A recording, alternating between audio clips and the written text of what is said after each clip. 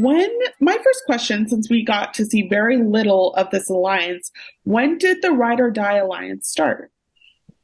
Ride or Die started with Jesse and Cody back in Vesey.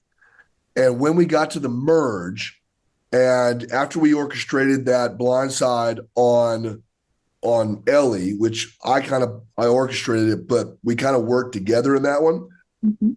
Cody came up to me on that one episode and just brought me in. It was a secret alliance that continued throughout the game. I think it was the most important alliance of the game because nobody knew about us. Nobody knew that me and Cody and Jesse were working together until the final tribal council. And we throughout the whole thing, I looked like a free agent. Jesse looked like a free agent. Cody and Jesse were buddies, but who knew if they were really working together or if Cody was?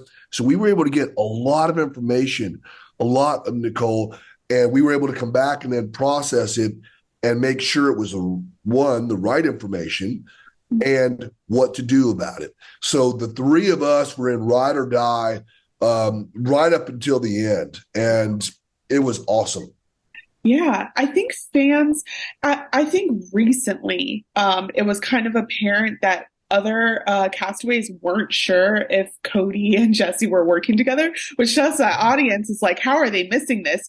So, can you explain a little bit of how they kept that under wraps?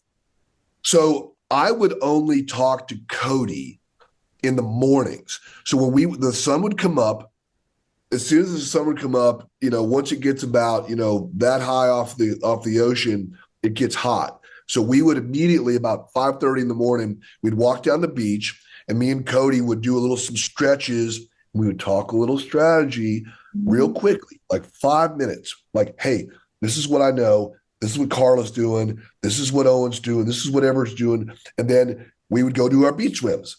And everybody just thought it was us being, Cody's living, Gabler's Gabler, and we would talk. And then later in the day, I would walk by getting wood or something or go get water at the well with Jesse. And we would have another 2 to 3 minute conversation.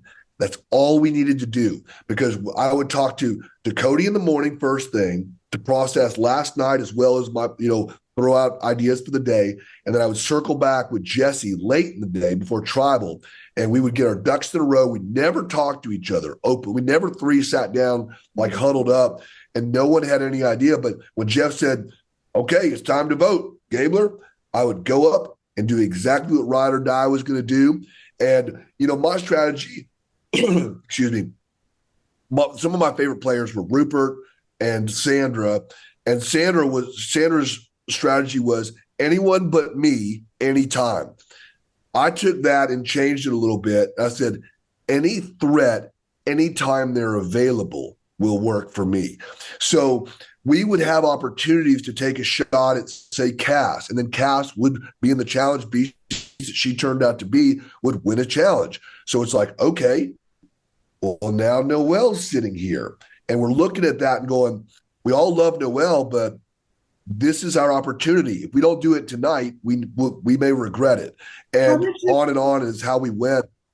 how did you feel about that blind side on Cody then? I know you were pushing a little bit. We saw you throw out.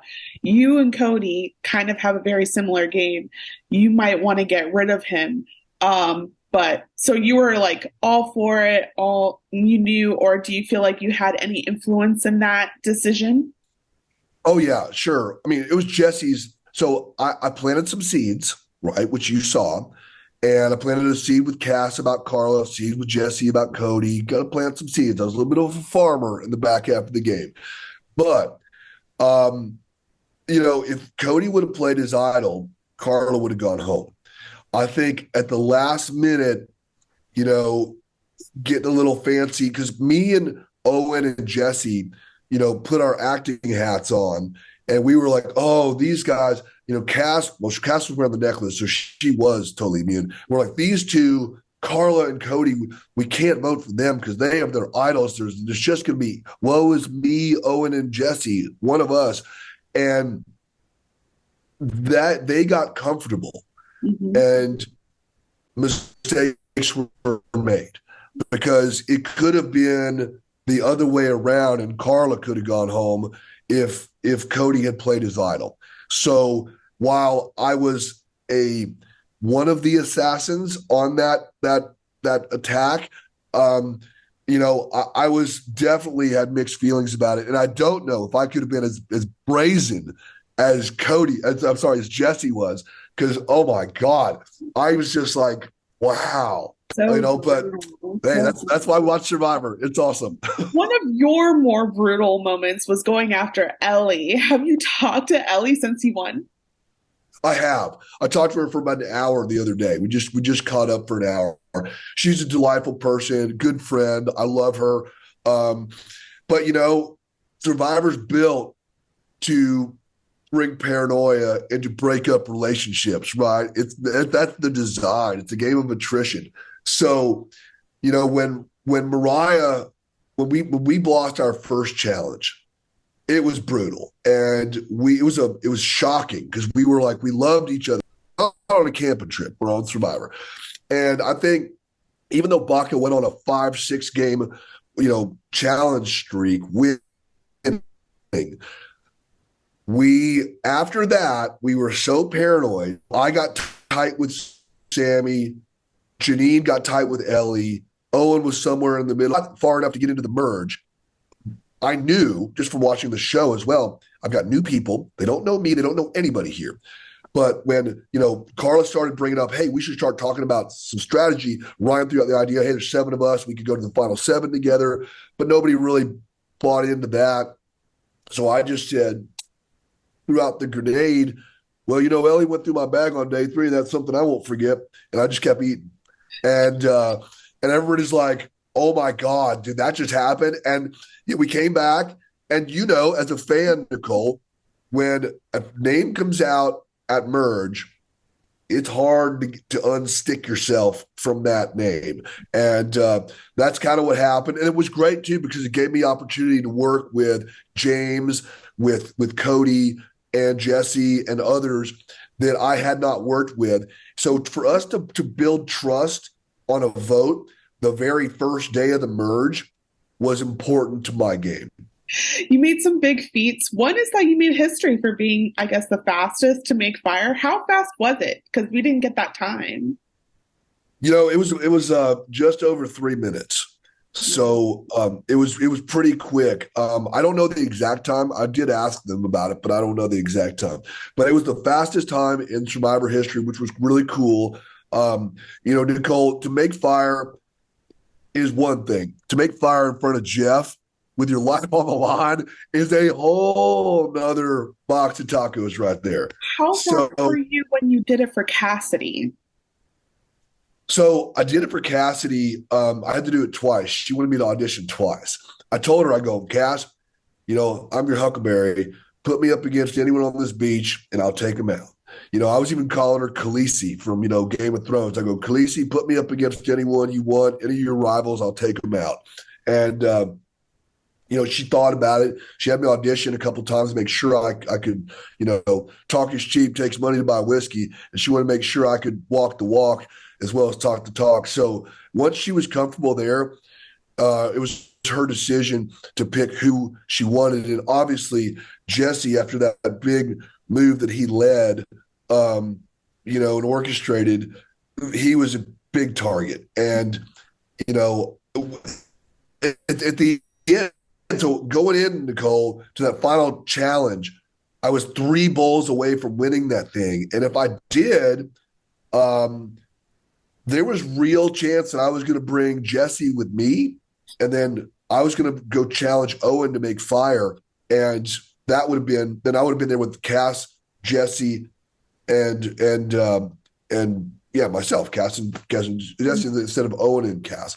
So there was a couple ways to get to 3 for me, and the way it went, I was very happy to make fire. You saw it, and it was up to Cass to make the decision. You knew that was going to be probably a winning move, and Owen also considered it. Like, you both were going for it. How much effect do you think it had when you and Owen said plain as day in front of the jury, we want to make fire. We want to beat Jesse and have that on our resume. And while Cass was like, I already won immunity. Why would I give it up to make fire? Yeah, do you think that hurt her in a way in front of the jurors? I think it always impresses the jurors when you win the immunity, you take off your necklace and you step into that ring again. I think that's a clincher. Even though she won three individual immunities, I mean, Cass had a story of her own, and I don't think she needed it, but sure, would it have helped her? Probably. But then again, she could have lost it. She wasn't very strong at making fire. And I think she made the right decision, honestly. I think taking Jesse out was a smart move for her, and she did that. It was her call. She earned that. She did it. And then, her putting herself out there, I mean, could she have beat Jesse at fire? I don't know. I really don't know. And I don't think she knew either. And is she going to put everything on the line not to sit final three just to do that when she had that resume? I think she made the right decision. I know a lot of people were second guessing her. I think she made a smart decision. I really do. I think so too. Um, let's also talk about another way you've made history. You decided to donate all of the money for veterans. When did you make that decision that if you won, this is what you're going to do? I made it before even going into the game. When I was back home before I left, I was talking to a veteran buddy of mine and my wife, and we were just almost tongue in cheek said, if you win this thing, whatever, the chances of that are, it's not an easy game, right? But if you win this, what about doing some good with the money and donating it to charity, half of it or all of it? And it's the more we talked about it, the more it made sense. And I told my wife, I said, hey, are you cool with this if I win this, if we do this? And she's like, absolutely. So then I came back and I said, hey, darling. And I had to tell somebody, right? I kept a secret except for her. And I'm like, hey, darling, I won. And I hope you're still cool with our agreement before the game. And she was, of course. And we're going to do a lot of good with that money. A lot of people need that help. We benefited greatly from that game. We made some priceless relationships, the adventure of a lifetime. And I love my job. I take care of, we do heart valve surgery, right? And, I do heart valves and I play a small role on a very important team. And, I love serving patients and I love my job. And, I'm going to continue to do this and, for at least another 8 years until I'm 60. And then I'll probably retire out at that point, but who knows, You we'll know see. But specifically which organization you're going to give the money to, or if um, it's an I, organization? I created a donor advised fund. I got with a lawyer and an accountant and we created a donor advised fund, which guarantees that every penny that's put into there has to be spent on charity. It cannot be a 503c or something like that. It has to go to the charities for sure. So all the money we got wired in yesterday, I haven't looked at all of it yet, but it's all wired in there and it has to be used for charity. One of them is Veterans Exploring Treatment Solutions. That is one of the foundations that I'm going to definitely be supporting. And Big Ben from a few seasons ago also supports that charity.